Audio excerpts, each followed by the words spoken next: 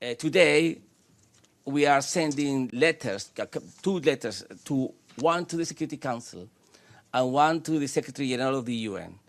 In those letters, we ask, first, we relate the series of aggressive and hostile actions of the United States government, particularly President Trump's administration, against Venezuela, and very serious and dangerous in severity and gravity. First, President Trump's last Friday threatened Venezuela with a naval blockade and with a quarantine. These extreme, extraordinary actions are established in Article 41 of the UN Charter only if are authorized by the Security Council, only. And they are authorized by the Security Council only if there are threats to peace, breaking of the peace, or a clear case of aggression. We have none of these cases. We have no authorization of the Security Council. We have no evidence of Venezuela breaking the peace or threatening the peace or even attacking anyone. But without these requirements, the United States, without any regard for international law, is threatening with a quarantine and a naval blockade against Venezuela, threatening with fabricating a famine in a Latin American country just for the purpose of imposing its imperial interests. More than that, in that letter we relate how the U.S. government is provoking a military incident, and it's fabricating a military incident in Venezuela by sending spy planes, spy aircrafts into the flight information region controlled by Venezuela without any warning, just for the sake of creating an incident, and then threatening at the same time with using his force, his might, military might, against Venezuela. They are fabricating a casus belli, they are fabricating a justification and excuse to clash with Venezuela and invade Venezuela.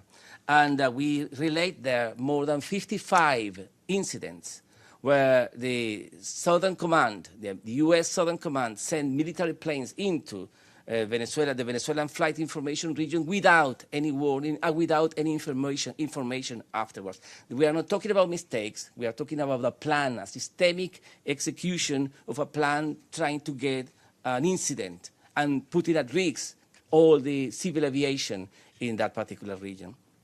More than that, we also relate how the U.S. and the American officials first announced in the Washington Post on the 8th of May how they, after the failure of the coup d'etat, because they planned and executed a coup d'etat in Venezuela which failed miserably, and out of their frustration, they declared to the Washington Post that they were willing to show their teeth, to show their muscle against Venezuela by sending military assets off the waters of Venezuela. And immediately next day, they send U.S. Coast Guards into the territorial waters of Venezuela, maritime territory, and as close as 14 nautical miles of Caracas.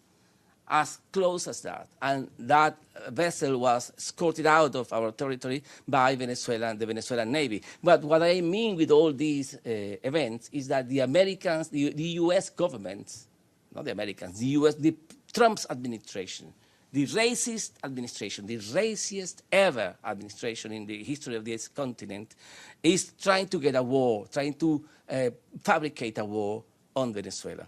And the militarization of the relations with Venezuela is one of the dangers that we are trying to expose. And we are asking the Security Council to exercise its powers, expressed or written clearly in the Charter, Article 34, that gives the power to the Security Council to investigate any matter that could threaten the peace.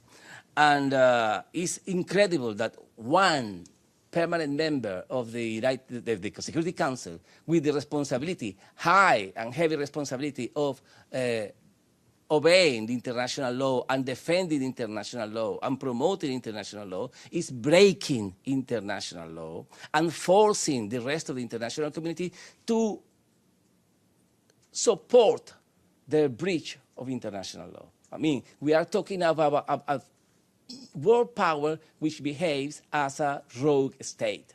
It's a rogue world power. It's dangerous. The United States now is a threat to international peace, and we are asking the Security Council to take action. The same goes with the Secretary General. The Secretary General. Secretary General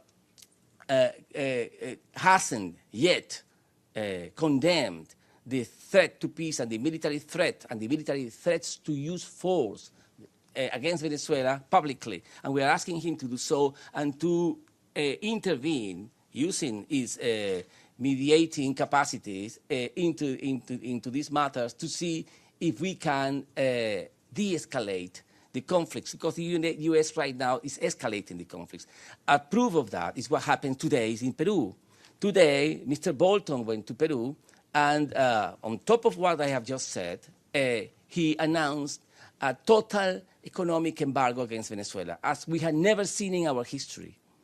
And they are freezing all economic assets in U.S. territory, but more than that, they are threatening with coercive measures any individual or company or country that deals with Venezuela. It's a worldwide measure.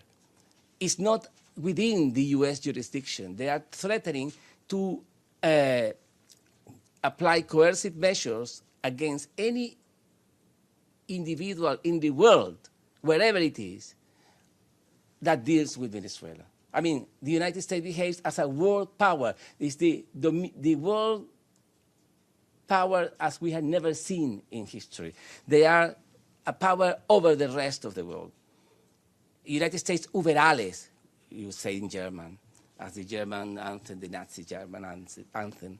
The idea is that we have this rogue superpower imposing its will over the rest of the world and forcing the rest of the world to obey them while they are violating the human rights of entire populations.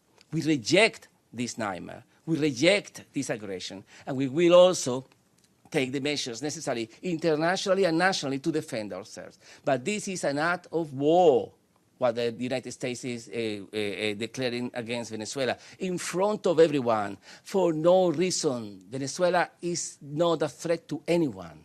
And the United States is fabricating this aggression just to take the oil. And if you don't believe me, listen to Mr. Wilbur Ross, the Secretary of Trade of the United States, who is speaking in Peru this afternoon, and he's already proposing a plan to rearrange Venezuela after they topple our government in their dreams or in their nightmares. They already have a plan. Have they consulted that plan with any Venezuelan? No. It's a plan made in Washington, written in Washington, thought out in Washington, to impose to Venezuela after they topple the Venezuelan government. It's an imperial plan. It's a colonial plan. This is the kind of new brazen colonialism in the 21st century, which is fueled by racism, white supremacism, white nationalism, violence, and hate. And we are going to confront that. It's our right to defend ourselves. I stop here. I'm going to give you a copy of the letters that we sent to the Secretary General and to the Security Council in English and in Spanish. And I am now able to answer your question, the first question.